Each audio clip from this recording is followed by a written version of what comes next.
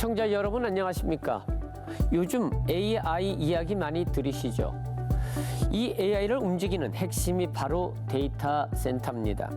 그런데 데이터 센터는 전기를 엄청나게 많이 쓰기 때문에 전기 먹는 하마라는 말까지 나오고 있습니다. 문제는 전기가 모자란 곳이 따로 있고 남아도는 곳이 따로 있다는 점입니다.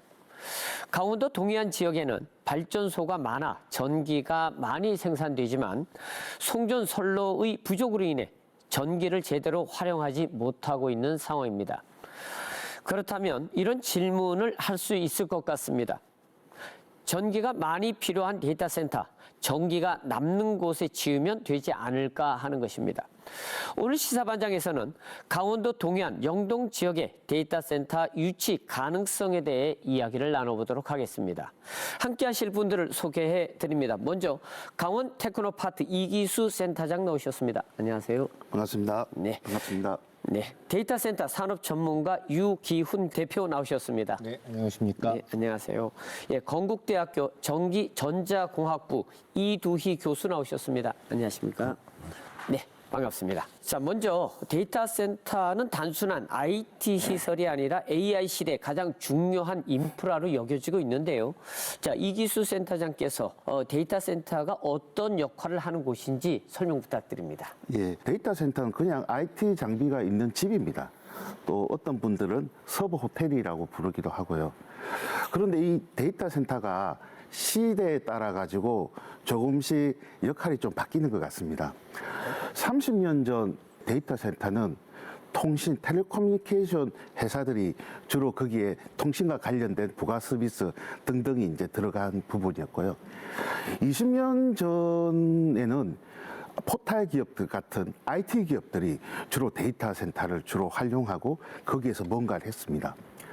10년 전에는 클라우드 사업자들, 우리나라 같은 경우는 네이버, 그리고 해외 같은 경우는 AWS, 애저, 그런 기업들이 주로 데이터 센터를 활용한 거죠. 지금 시점, 2026년 시점에는 AI 기업들이 그 데이터 센터를 활용하고 새로운 밸류를 창출하고 있습니다. 시대에 따라서 바뀌는 어떤 데이터 센터 역할 중에서 오늘 우리 강원도가 집중적으로 봐야 될 것은 AI가 데이터 센터를 어떻게 활용하고 그것이 이 사회를 어떻게 변화시키는가, 이 부분에 대해서 서로 토론하고자 합니다. 최근 이제 국내외 데이터 센터 산업의 발전 속도가 상당히 빠른 것 같은데요. 자, 유기훈 대표님, 실제 데이터 산업의 현황 어느 정도까지 와 있습니까? 모든 차세대 기술 혹은 시장을 좀 폭발적으로 변화시킬 수 있는 기술들은 인터넷도 마찬가지고 심지어 오래전에 전기도 마찬가지였었고요. 이런 약간 좀 지수적인 곡선을 가지고 어느 특정 시점이 되면 폭발적으로 성장하는 형태의 모양새를 띠는데 이건 이제 비즈니스용으로 하키 커브 곡선이라고 부르죠. 지금 2026년 현재는 하키 커브 곡선에서 곡선이 꺾어지는 이 진입 단계에 와 있다고 판단을 하고 있고요. 즉, 지금까지 목도하신 것보다 앞으로 보셔야 되는 변화와 폭발성이 훨씬 크지 않을까라고 저희는 예측을 하고 있고, 한국 상황으로만 좀 돌이켜서 보자면 많은 전문가들이 저를 포함해서 데이터 센터의 폭발적 성장기는 2025년 정도일 거라고 많이들 예측을 했었습니다. 글로벌 예측 기관도 마찬가지고 어느 정도까지는 작년부터 그런 흐름들이 좀 들어왔기 때문에 그 예측이 좀 들어맞았다라고 볼 수 있고요. 조금 더 적확하게는 현대차와 삼성과 엔비디아의 오늘 서울 삼성동에서의 치맥 회동 이후에 GPU 26만 장이라는 실물적 실체가 한국에서도 사실은 이 데이터 센터에 대한 수용 가능성으로 전환됐기 때문에 그 이후의 분위기는 상당히 좀 폭발적으로 좀 변화하고 있는 양상입니다. 예. AI 확산으로 인해서 전력 수요가 기하급수적으로 늘어나고 있다고 지금 알려 있습니다. 데이터 센터를 두고 이제 전기 먹는 하마다라고도 이제 부르고 있는데 이류 교수님, 실제로 전력 소비량이 어느 정도길래 이런 얘기를 하는 것인가요? 네, AI 데이터 센터는 50에서 한 100메가와트 정도를 이제 소모하게 되어 있습니다. 그럼 일반 가정집이 얼마만큼 소모하냐면 한 0.01 메가와트, 이제 100분의 1 정도 소모하고 있습니다. 그렇다는 말은 하나의 큰 AI 데이터 센터를 돌리기 위해서는 약간 10,000가구 정도가 이제 필요로 한 정도. 일일요? 그건 이제 순간적인 개념이기 때문에 예. 뭐 1시간이라고 하겠습니다. 한 시간에 예, 만 한 가구 시간에 정도가 만 가구 정도. 소비하는 예, 양을. 맞습니다. 좋습니다. 또 다른 그 동해안 발전 우리 강릉 안인 에코로 비유를 하자면 강릉 안인 에코는 대략 한 2,000메가와트의 출력을 내고 있습니다. 낼 수 있습니다. 그렇다는 말은 그 강릉 에코 파워의 출력을 모두 흡수하기 위해서는 대략 한 20개 정도의 큰 대형 AI 데이터 센터가 한 20개 정도 들어가야 된다. 그렇게 볼 수 있습니다. 그래서 뭐 우리 한 가정에 비유하자면은 용량이 뭐 10,000배 정도 크게 많이 먹는다고 볼 수 있고요. 하지만 여전히 이제 큰 발전기에 비해서는 조금은 이제 작은 용량이 아닌가 그렇게 말씀드릴 수 있습니다. 현재 이제 국내 데이터 센터 부분은 이제 주로 수도권에 집중돼 있지 않습니까? 최근 이제 용인 반도체 클러스터를 두고도 이제 비슷한 지적들이 많이 있는데 문제는 늘어나는 전력 수요를 수도권 집중 구조로 계속 담당할 수 있느냐 하는 것이거든요. 자, 이기수 센터장님, 수도권 중심의 데이터 센터 입지 전략 어떻게 보십니까? 예, 신정부 같은 경우는 AI에서가 지설이 국가로 점프하기를 원하고, 그리고 우리의 기존 인더스트리는 AI 혁명을 통해 가지고 보다 발전적인 모습으로 진화하기를 원하고 있는데, 그러기 위해서는 IT 인프라, 그 중에서 AI 같은 경우는 필수적입니다. 현재 우리나라 데이터 센터는 말씀 주신 대로 상당히 수도권에 집중되어 있는데요. 2025년 연말 기준을 보면 저희가 이제 상명 기준을 일정 기준 이상으로 만약에 100평 기준으로 본다면 약 170개 정도의 데이터 센터가 있습니다. 그 중에서 약 65% 이상이 수도권에 집중이 돼 있고요. 그런데 지금 이 상황에서 AI라는 큰 흐름을 맞이했고, 그 AI는 기존의 데이터 센터보다 최소 5배에서 10배 정도의 렉파워를 요구하고 있습니다. 그러다 보니까 지금 이제 기존에 누적적으로 지금 있는 데이터 센터, 유 대표께서 말씀 주신 1기가와트 이상의 기존 수요, 사용 이상의 2기가, 3기가의 데이터 센터가 먼 미래가 아니라 바로 5년 이내 저희들이 만들어야 되는 부분들이죠. 그 속에서 수도권은 더 이상 전기가 공급되기 어려운 상황이고, 그리고 수도권에 있는 기업들은 아직까지는 지방으로 이전하지 못하고 있는 부분들이 있습니다. 그 속에서 심각한 문제를 겪고 있는 게 2026년 오늘의 상황입니다. 해결 방법은 많은 분들하고 토론을 통해 가지고, 특히 우리 정부가 어떤 방향, 중앙정부와 지방정부가 어떻게 이 문제를 풀어야 될 건가라는 부분은 집단 지성을 통해 가지고 해결해야 될 것 같습니다. 유기훈 대표님, 지금 이제 이렇게 수도권에 지금 많이 몰려 있는 것을 만약에 이게 이제 문제다라고 하면 전기를 계속 끌어와야 될 거 아닙니까? 근데 이제는 이제 어느 정도 한계에 부딪혔다고 이제 보시는 거죠. 뭐 지방 분산은 필수적인 수순일 거라고 봅니다. 뭐 글로벌 사례도 사실 미국 같은 경우는 뭐 예전에 다 대도시 중심의 데이터 센터가 있었습니다. 그건 뭐 데이터 센터가 갖고 있는 여러 가지 복합적인 성격 때문인데요. 외신에서 데이터 센터라고 검색해 보시면 예를 들면 메타가 뭐 어느 주에 1기가와트를 짓고 테슬라는 어느 주에 2기가와트를 뭐 6개월 만에 지었고, 기가와트급에 대한 이런 단위들이 좀 일상화되어 있는 상황에 와 있거든요. 이 정도의 전력 수요도 문제이거니와 보통 대략 한 50메가와트에서 100메가와트 정도 사이즈를 구축하는데 표준화돼서 지으려면 한 2만 평 정도가 필요하다는 전제를 봤을 때에는 수십만 평의 부지를 수도권 내에 구할 수는 없는 것이기 때문에 분산은 필연적입니다. 다만 지금 고민을 하셔야 될 것이, 사실은 정확하게는 도심에 필요한 데이터 센터가 있고, 그리고 외곽에 대형 클러스터로 지어져야 되는 데이터 센터들이 구분될 수 있습니다. 나중에 시간이 되면 이 부분을 조금 더 좀 보충을 드리긴 할 텐데, 즉 각 지자체들이 유치 전략을 짤 때에는 막연하게 데이터 센터를 유치해야 된다라고 전략을 짤 것이 아니라 우리 지역에 적합하게 어울릴 수 있는, 혹은 장단점을 포괄할 수 있는 데이터 센터의 포커스는 어디이고 이걸 어떻게 유치해야 될지에 대한 구체적 전략 방향 방향들이 좀 나와야 된다라는 의견입니다. 네, 알겠습니다. 자, 이런 상황에서 강원도 동해안 영동 지역에는 대규모 화력 발전소들이 밀집해 있습니다. 그리고 또 수도권으로 연결되는 송전선로 이것이 지금 지연되고 있는 상황이거든요. 이두희 교수님, 이렇게 전력 수요가 폭발하는데 정작 생산된 전기를 활용하지 못하는 이러한 구조, 동해안 지역에 이러한 전기를 활용할 수 있는 방법은 없는지요? 네네. 첫째는 이 동해안이 그런 데이터 센터를 건설하기 좀 적합한 이유는 동해안에는 이제 저렴한 발전이 하기 때문에 발전기에서 전기를 생산하기 때문에 단가가 좀 저렴합니다.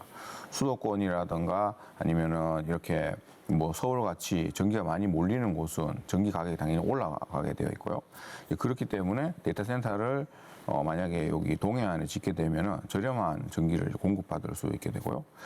그 다음에 두 번째는 이제 직접 거래라는 게 있습니다. 지금 어떤 법적인 거는 이제 통과를 했는데 이제 세부 고시가 좀 안 나와서 조금 멈춰 있는 상황인데요. 특별히 송전 제약이 발생한 지역에서는 발전사가 어떤 수요 측에 전기를 이제 바로 공급할 수 있는 그런 제도가 있긴 합니다. 이제 그 제도가 되면은 우리 데이터 센터도 좋고 그다음에 발전사도 전기를 이제 팔 수 있고 데이터 센터도 저렴한 전기를 이제 살 수 있고 그런 효과가 발생을 하게 되고요. 그다음에 동해안에서는 이제 저렴하게 물 공급도 할 수 있고요. 그다음에 가까운 지역에 건설하게 되면 선로에서 낭비가 줄어들게 됩니다. 추가적으로 전기를 공급하기 위해서 선로를 지을 필요가 없고 그다음에 또 가깝기 때문에 또 손실도 많이 줄어들고요. 그렇다면은 만약에 그러면 동해안이 아니면 다른 지역에 짓는다고 본다면은 예를 들어 수도권이나 충청권이나 뭐 서울에 짓는다고 하면은 먼저 그 지역에 전기를 공급할 수 있는지 그 확인을 해봐야 됩니다. 그 확인하는 과정이 2, 3년 되는 거예요. 근데 우리 동해안은 이미 발전량이 수요량보다 훨씬 많기 때문에 그 공급할 수 있는 게 거의 뭐 직관적으로 봤을 때 충분하고요. 그런 그 법적으로 말씀드리자면 어떤 그런 제도 평가 전기를 공급할 수 있는 가능성이 있는지 그 제도 평가를 조금 빠르게 진행할 수 있다. 그런 장점이 있어서 그 한시적으로 송전선로 제약이 좀 발생한 상황에서는 그런 데이터 센터를 통해서 어떤 발전 가용 능력을 활용할 수 있다. 그렇게 생각하고 있습니다. 네, 알겠습니다. 자, 이 교수님은 어떻게 생각하십니까? 예, 저는 그 영동 지역 같은 경우는 상당 부분 데이터 센터에 있어가지고 상당히 중요한 도미넌트 지역이라고 생각합니다. 왜냐하면 데이터 센터 입지론이라는 부분들이 요즘 이제 많이 논의가 되는데 어떤 지역이 데이터 센터에 가장 좋은 지역이냐, 어떤 지역은 절대 들어가면 안 되느냐 이런 부분에 있어가지고 과거에는 데이터 센터 디벨로퍼 중심으로 논의가 이루어졌다면 3년 전부터는 이게 학계로 들어와가지고 논문으로 이제 나와 있는데요.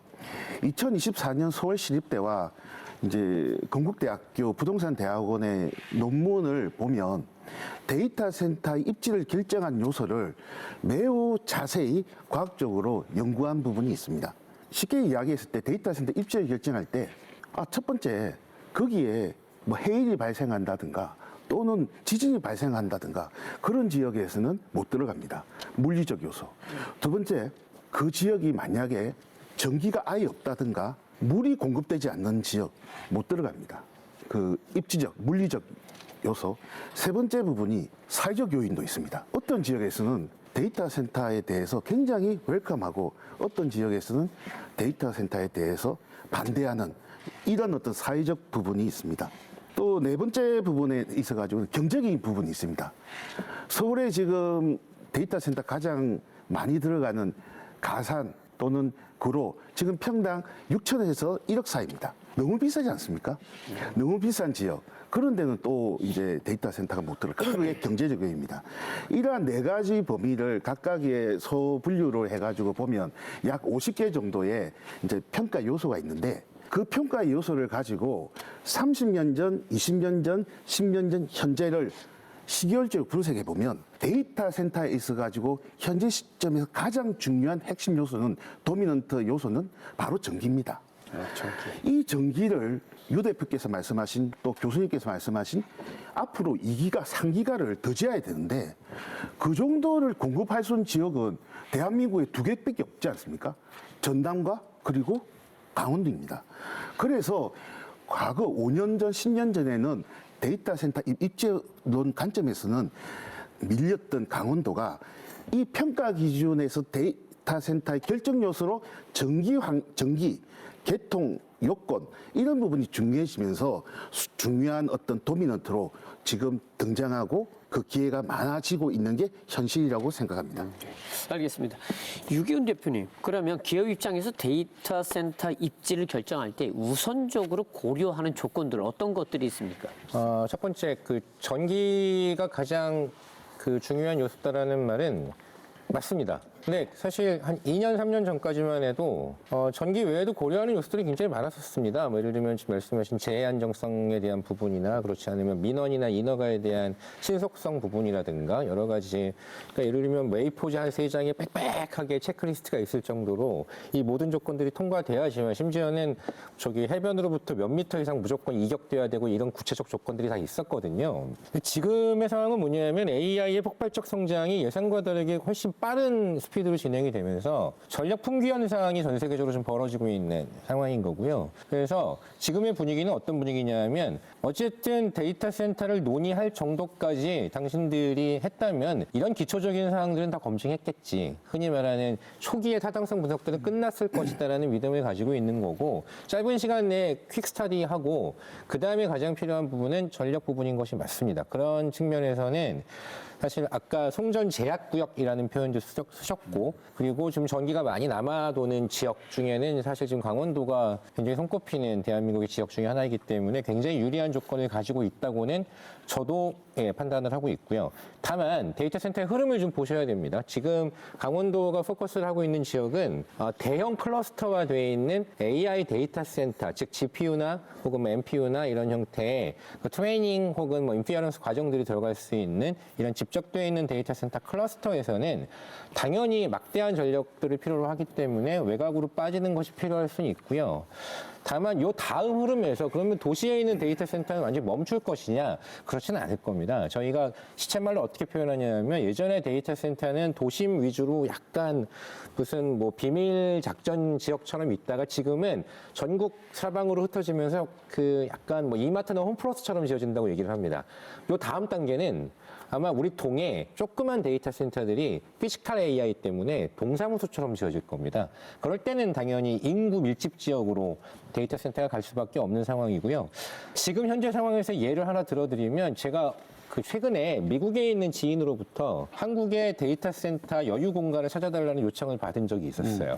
거기서 굉장히 이거는 정말 핵심적인 그 현재 트렌드를 반영하는 키워드로 생각했던 게, 첫 번째로는 공급자 우위 시장이네. 왜냐하면 전기만 찾아주고 원하는 시간 내에 들어갈 수만 있게 해주면 어느 정도 시장에서 원하는 조건보다는 조금 좋게 그 가격을 좀 매겨주겠다라는 조건이 있었고, 두 번째로는 작년까지는 못 보던 문구인데요. Anywhere in South Korea라는 문구가 있습니다. 즉 수도권 어느 특정 도시 이런 데에 국한하지 않고 전기가 있으면 들어가겠다라는 건 지금의 확실한 트렌드는 맞습니다. 네. 근데 지금 이제 두 분이 말씀하시면서 이해가 안 가는 게 데이터 센터가 지어지는 것을 반대하는 지역도 있습니까? 매우 많이 있습니다. 예? 네. 왜 반대하죠? 한쪽에서는 유치하려고 하는데 한쪽에서 반대하면 반대하는 이유가 있을 거 아닙니까? 예, 맞습니다. 지금 수도권 지역 같은 경우는 예. 일반적으로 데이터 센터를 지을 때 주민들이 일반적으로 반대를 합니다. 이유가 뭘까요? 예, 그게 저는 오해에서 이제 비롯됐다고 생각하는데요.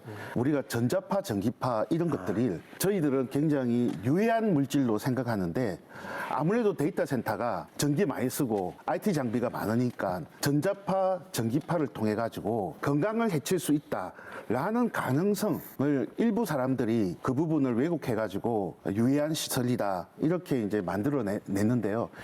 이러한 부분들이 이제 수도권에 많은 사람들이 밀집해 살다 보니까 주로 이제 건강에 굉장히 센시티브한 분들이 그런 부분을 조직적으로 이제 만들어서 데이터 센터 건립 반대 위원회를 구성해 가지고 하는 거고요.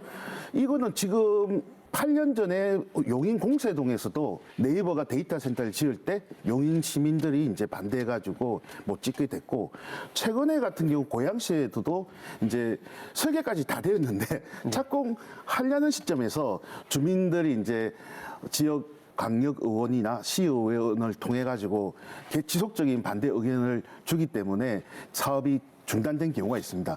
이와 반대로 지금 현재 전라남도는 최근에 이제 도지사께서 이제 굉장히 어그레시브 해가지고 MOU를 많이 찍고 있는데, 최근에 500메가와트 데이터 센터를 유치한 장성 같은 경우는 장성의 큰 도로에 프래카드가 걸려 있습니다.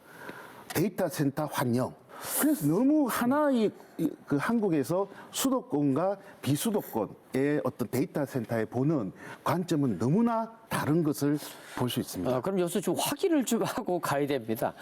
혹시 누구 대표님이나? 네. 사실 민감한 문제라 뭐 딱 잘라서 정의를 내리긴 좀 어려운 부분이긴 하나, 이것이 예를 들면 국가 기관 뭐 전력망 같은 초고압 송전망이라기보다도 흔히 이제 라스트 마일이라고 부르는 그 어떤 특정 건물이나 댁내까지 들어가는 전력, 이게 어떤 준하는 어떤 송전선이기도 하고, 심지어는 서울 시민, 부산 시민 같은 경우에는 매일 아침 타고 다니는 지하철 바로 위에 있는 송전선과 유사한 형태의 시스템이기도 합니다. 그렇기 때문에 이것이 아주 객관적으로 예를 들면 뭐 인체에 유해하다거나 이럴 수 있는 건 오히려 그렇지 않다라는 과학적 분석이 조금 더 많이 존재하는 것은 분명한 사실이나, 사회적 갈등 요인의 측면에서 보자면 사실은 여러 가지 의견들을 좀 수렴을 해야 하는 것이고요. 대한민국 정부에서도 뭐 이런 것들 때문에 오히려 데이터 센터 인근에 뭐 전자파 신호등이나 이런 형태의 제도를 두어서 이것이 안전하다는 것을 대국민 홍보하고 한 형태의 여러 마케팅 플레이들을 하시는 것으로는 보이지만, 사실은 오히려 전자파 신호등이 있다는 것 자체가 좀 더 문제가 되는 이런 악순환이 좀 빠지는 경우들도 있고요. 사회적 갈등 측면으로 해결해야 하기 때문에 그건 뭐 네. 그런 건 나중에 또 저희들이 전문가들을 모시고 뭐 확정이 되면 논의를 좀 해야 되지 않을까 하는 생각은 듭니다. 예. 그리고 사실 영동 지역의 대규모 데이터 센터 유치를 논의한 적도 있었습니다. 과거에. 그런데 이제 이게 실제 사업으로 이어지진 않았거든요. 이규 센터장님. 이게 당시와 비교해 보면 정부의 에너지 정책의 지금과 상황이 달라졌던가요? 아니면은 같은데 뭐 여러 가지 내용들이 변한 건가요? 예, 환경의 변화도 있었고 굉장히 비수도권의 이제 어떤 우호적인 정책 환경이 동시에 발생했다고 생각합니다. 10년 전 클라우드 중심 데이터 센터 시장에서는 이제 영동이든 영서든 그렇게 수도권의 어떤 데이터 센터 디벨로퍼에게 잘 어필되지 못한 부분이 있었습니다. 그러나 지금은 입지론에서 말씀드렸다시피 전기가 있고 없고가 데이터 센터 사업을 하고 못하고의 가장 도미넌트한 변수가 되어버렸기 때문에 지금 현재는 외부 환경의 변화에 따라 가지고 영동 지역 데이터 센터 집접단지 또는 데이터 센터 구축에 대해서 굉장히 긍정적인 입장이 조성되고 있는 부분도 있고요. 두 번째, 정책적인 부분에 있어 가지고 보면 저는 그렇게 생각합니다. 10년 전에 또는 5년 전에 안 봤던 영동 지역을 지금 이렇게 보기 시작한 거는, 저는 정책이 에너지 관련된 정책도 있었지만 AI라고 생각합니다. 정부 입장에서 26만 장의 이제 GPU를 브레길 기준으로 보면 이제 한 600메가 가까이 되고, 그거를 춘천에 가게에 있는 네이버 데이터 센터로 기준으로 보면 그 40메가 데이터 센터가 20개가 있어야지 26만 개를 커버해야 하는 상황이죠.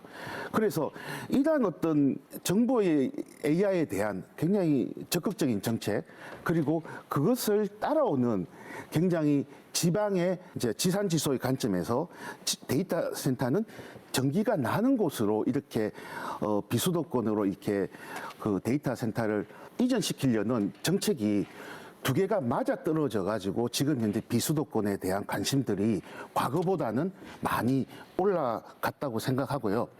과거는 왜 그랬느냐라는 것보다는 그 현재 시점이 저는 상당히 중요하다 생각합니다. 9시에 저희들이 출근을 보통 하지 않습니까? 그런데 집에서 보통 7시에 일어나면 씻고 밥 먹고 딱 맞습니다. 그런데 만약에 잠이 안 와가지고 새벽 4시에 일어났다.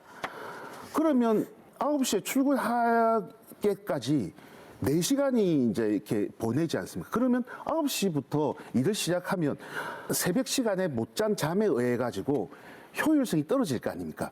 이거는 타이밍이 중요하다는 거죠. 그래서 과거의 영동의 데이터 센터의 시도는 외부 환경이나 주체적인 정책 환경이 있지 않은 상태에서 너무 빨리 시작했다는 거죠. 새벽 5시 일어나가지고 데이터 센터 만들려고 하다 보니까 그까지 못한 거고요. 저는 지금이 정확하게 7시다. 내년은 8시다. 내년 이후에는 어쩌면 9시에 출근하기 어렵게 지각할 수 있다. 예, 그렇게 알겠습니다. 생각합니다.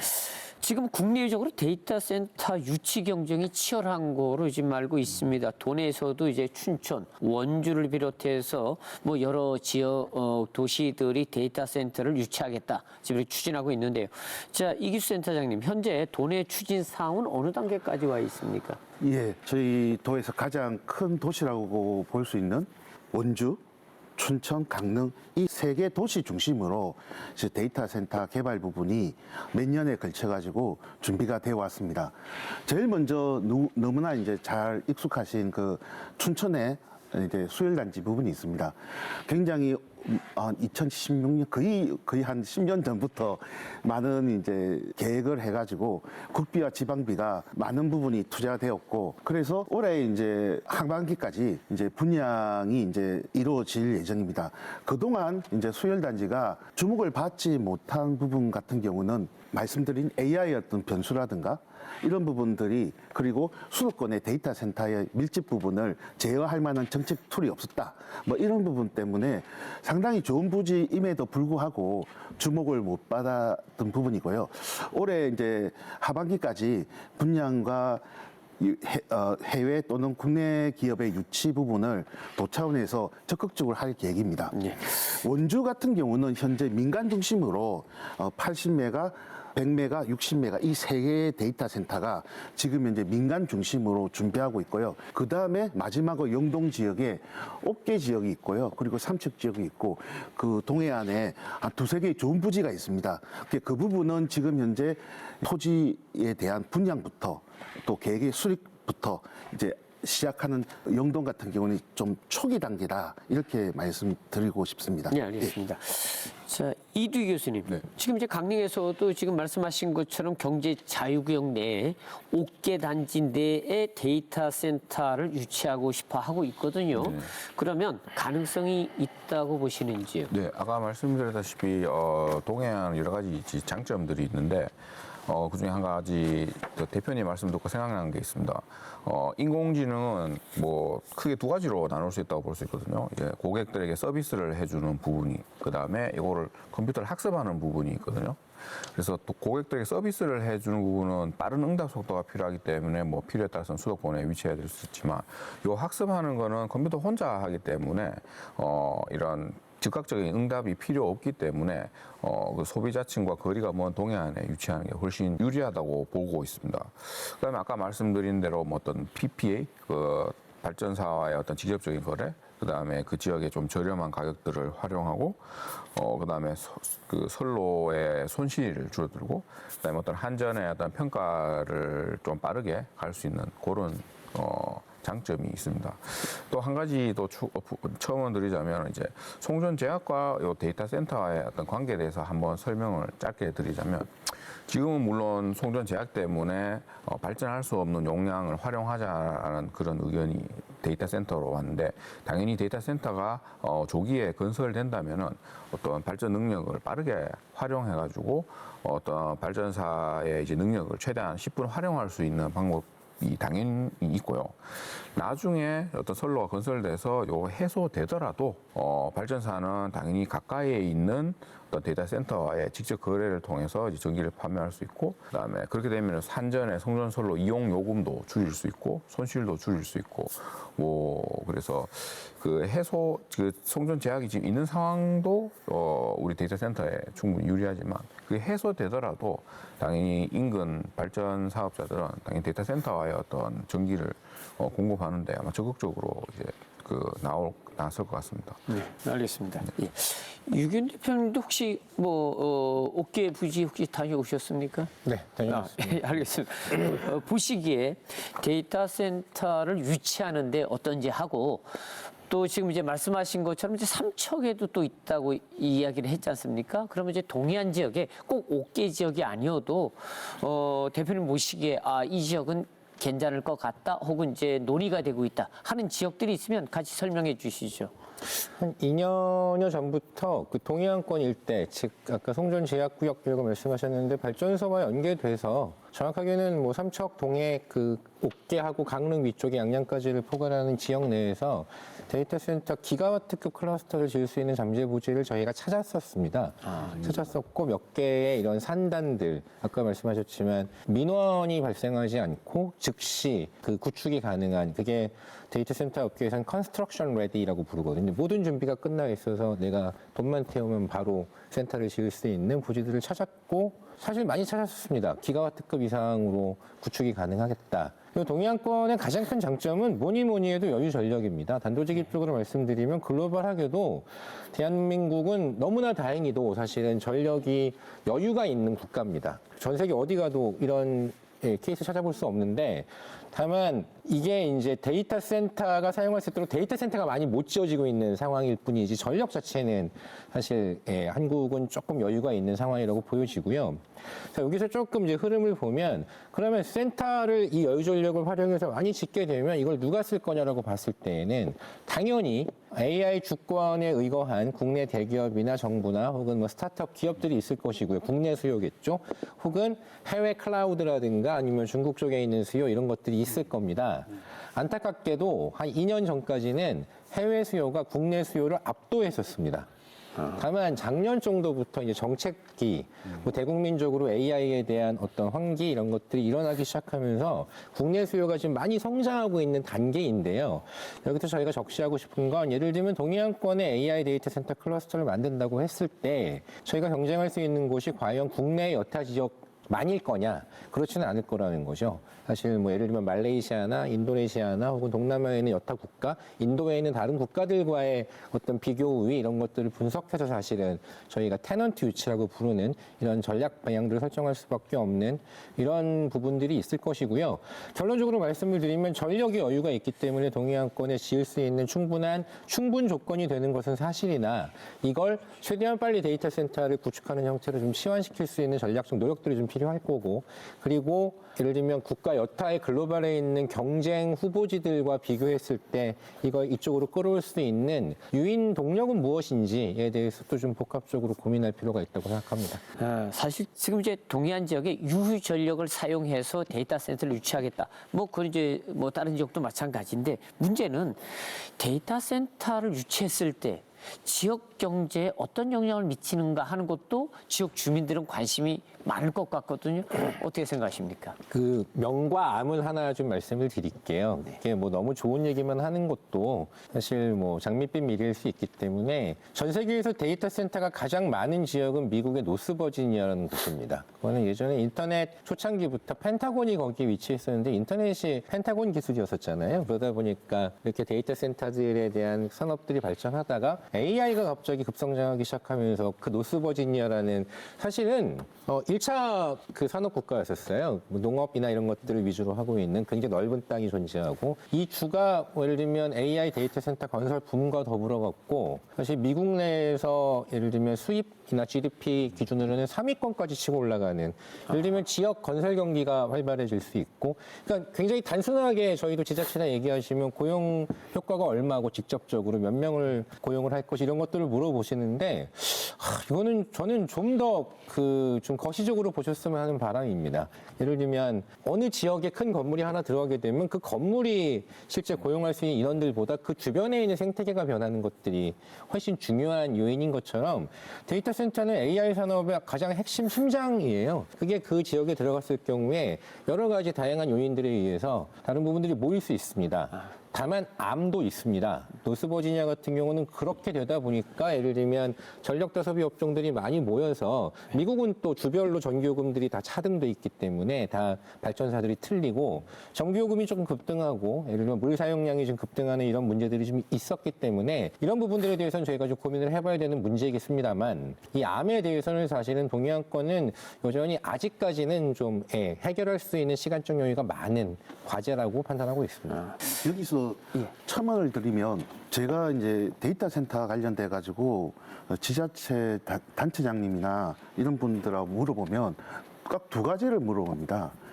이 데이터 센터 지어지면 고용이 얼만큼 생기느냐, 두 번째 세수가 얼만큼 증가하느냐. 근데 이 두 가지 부분에 있어 가지고 데이터 센터는 상당히 케이스에 따라 가지고 다릅니다. 데이터 센터라고 했을 때 일반적인 어떤 말씀드린 통신사 데이터 센터가 있고 IT 회사가 데이터가 있고 클라우드 쪽 데이터 센터가 지금 이제 다 산재돼 있는데 첫 번째 통신사 데이터 센터에 제가 방문하면 고용 인력이 엄청 많습니다. 근데 클라우드형 데이터 센터에 가면 좀 걱정스럽지만 좀 인력이 적은 게 사실입니다. 세수 같은 경우도 만약에 글로벌 회사가 우리 강원도에 와가지고 본사를 털고 사업을 한다. 그러면 상당한 큰 세수가 발생할 수 있습니다. 그러나 여기에 본사가 들어오지 않고 그냥 사업소가 하나 열었다. 그러면 이제 상당 부분 세수에 대한 기대가 없는 거죠. 저는 거기서 더 집중하고 싶은 거는 데이터 센터는 전후방 연관 관련된 기업들이 데이터 센터가 만들어지면 인근으로 몰리는 형태, 유입되는 형태의 효과가 있습니다. 즉, 직접적인 고용만 보지 말고 그 데이터 센터가 생김으로써 전방 산업, 후방 산업이 어떻게 데이터 센터 인근으로 만들어지느냐. 이런 부분에 좀 주목해서 보면 데이터 센터의 긍정적인 산업 효과를 좀 더 볼 수 있다고 생각합니다. 네, 알겠습니다. 뭐 시간이 많지 않아 가지고요. 자, 하나만 더 질문 드리겠습니다. 이규 센터장님. 네. 지금 이제 강원도가 분산 에너지 특구 지금 이제 신청하지 않은 것으로 나오거든요. 글쎄 왜 신청하지 않았는지, 그다음에 데이터 유치에 이런 것들이 도움이 될 수 있는지 하는 얘기입니다. 아, 예. 분산 에너지 특구 같은 경우는 작년에 이제 7개 지자체 쪽에서 이제 지정이 됐죠. 지정이 됐습니다. 네. 그 중에서 이제 3개 정도가 이제 친환경, 그러니까 40메가 언더의 이제 그런 신재생 부분이었고 4개 이제 지정은 복합 시설 500메가 언더 복합으로 돼 있는데 그 당시에 이제 제가 이제 강원도 업무 담당자가 아니기 때문에 정확한 부분들을 이제 말씀드리기보다는 추측한데 이제 그 당시에 그 3개 플러스 4개의 어떤 정책 가이드라인이 우리 강원도 정책하고 정확하게 맞지 않는 부분이 있었습니다. 그래서 올해 같은 경우는 이제 강릉시는 지금 현재 특구 신청을 하기 위해 가지고 내부적으로 컨설팅을 받고 있고 준비를 하고 있습니다. 그래서 올해는 상당 부분 강원도에도 특구 부분에 있어 가지고는 진행상이 있을 거로 예상이 되고요. 특구가 되었을 때 과연 우리 강원도 데이터 센터 산업에 어떠한 긍정적인 효과가 있을 건가? 저는 상당한 긍정적인 효과가 있다 보고요. 특히 이제 예를 들면 울산광역시 같은 경우는 특구를 지정하고 나서 데이터 센터 전기를 이제 200메가 이상을 공급할 수 있는 그런 거를 만들 때 직접적으로 이제 하되 PPA 계약을 통해 가지고 다른 지역보다 데이터 센터 사업자한테 낮은 전기를 공급하는 형태의 구조를 지금 짜고 있습니다. 예. 그래서 이러한 부분들은 우리 강원도의 데이터 센터 발전에 중요한 요건이라고 생각합니다. 네, 알겠습니다. 자, 마지막으로 데이터 센터 유치는 뭐 전력이나 부지 확보 뭐 이것만으로 끝나지는 않을 것 같고요. 결국은 이제 지역 안에서 지속 가능한 어떤 산업 생태계 이런 것들을 만들 수 있느냐 하는 것이 핵심일 것 같습니다. 데이터 센터가 영동 지역의 지역 산업으로 자리 잡을 수 있을지, 그리고 이제 가능성, 전망에 대해서 뭐 간단히 한 말씀씩 부탁드립니다. 이두희 교수님부터 해주시죠. 네네. 지금 데이터 센터가 들어오면 데이터 센터가 제일 필요한 게 전기이기 때문에 그 어떤 전기와 관련된 전력 시장 또는 스마트 그리드 아니면 이 전기를 안정적으로 공급하기 위해서 어떤 기술들 그런 제반 산업이 이제 활발해질 수 있고요. 그다음에 데이터 센터는 아까 말씀드린 대로 이제 학습 좀 수도권과 거리가 떨어진 동양 같은 경우는 학습에 적합한 데이터 센터가 들어오는 게 유리할 것 같고요. 그렇게 되면 그 학습과 관련된 뭐 AI 인력들, 뭐 소프트웨어 회사들 충분히 많이 들어와서 지역 산업을 활성화시키는데 충분한 기여를 할 것으로 생각됩니다. 네. 다음은 이제 유기훈 대표님. 네, 뭐 데이터 센터의 성장 흐름이야 뭐 다들 공히 말씀해 주신 대로 굉장히 폭발적으로 성장할 것이라고 보고요. 저는 강원도와 올해 지금 얘기를 했는데 사실은 이런 AI 데이터 센터에 대한 지방 분산 흐름이 논의조차 되지 않던 10년 전에도 이미 강원도 춘천에서는 소양강 댐에 있는 차가운 물로 데이터 센터 열을 식히겠다는 혁신적 아이디어를 가지고 지금 봐서도 굉장히 큰 규모의 데이터 센터 클러스터에 대한 방향성이 나오고 열심히 추진을 좀 하신 바가 있었습니다. 그래서 최근까지도 강원도의 슬로건 중에 하나가 데이터 수도 강원이라는 슬로건을 거신 것으로 알고 있는데 흐름은 분명히 왔다고 생각을 하고요. 다만 이 흐름이 좀 더 뭐 강원도를 비롯한 여러 그 데이터 센터의 어떤 발전 전망이 좀 마중물이 될 수 있도록 그 지방 정부를 필두로 한 여러 그 기업 및 기관들에 계신 분들께서 좀 원팀을 이루어서 활발히 논의를 좀 진행해 주셨으면 하는 바람입니다. 네. 이기수 센터님 어떻게 생각하십니까? 저는 영동 지역의 어떤 큰 기회가 바로 우리 발 앞에 와 있고 그것을 현실화시킬 수 있는 부분은 에너지라는 것을 우리가 강원도가 가지고 있다는 부분입니다. 이 전라남도, 전라북도 등등은 굉장히 풍력과 태양광에 집중되어 있는 에너지 산업 구조라면 강원도 같은 경우는 특히 영동 같은 경우는 저희도 풍력도 있고 태양광도 있지만 지금 현재는 화력을 통해 가지고 이제 많은 전기를 생산하지만 그 이후에 저희들이 LNG라든가 등등 열병합 형태로 발전할 수 있고 궁극적으로는 지금 삼척에서 저희 액화수소 플랜트 지금 사업을 이제 산자부 같이 하고 있지 않습니까? 결국 이제 화력을 대신할 수 있는 향후에 새로운 어떤 수소 발전이라는 부분도 현재 삼척 쪽에서 진행하고 있기 때문에 저희 강원도는 에너지 믹스가 완벽히 될 수 있는 유일한 지자체라고 생각합니다. 그래서 그런 에너지와 데이터 엮어가지고 새로운 어떤 산업군을 만드는 데 있어가지고는 상당 부분의 어떤 기회가 있어야 되고 그것을 이제 추진하는 데 있어가지고 산학관연이 혼연일치된 형태의 하나의 보이스로 하나의 발걸음으로 앞으로 나가야 되지 않을까 생각합니다. 네, 알겠습니다. 자, 오늘 함께 해주신 세 분께 감사드립니다. 예, 지산지소, 지역에서 생산한 것을 그 지역에서 소비한다는 뜻입니다. 이 개념은 에너지에도 적용이 되는 것 같습니다. 전국에서 생산되는 전기 에너지의 70% 이상은 수도권에서 소비되지만 그 전기를 만드는 곳은 대부분 지역입니다. 수도권 쏠림과 지역 불균형이 반복되는 가운데 데이터 센터는 이런 구조를 바꿀 수 있는 산업으로 주목받고 있습니다. 영동 지역이 전기를 보내는 곳에 머물지 않고 전기로 미래를 만드는 곳이 될 수 있을지 에너지 지산지소의 가능성을 지켜봐야 할 것 같습니다. 오늘 시사반장은 여기까지입니다. 시청해 주신 여러분 고맙습니다.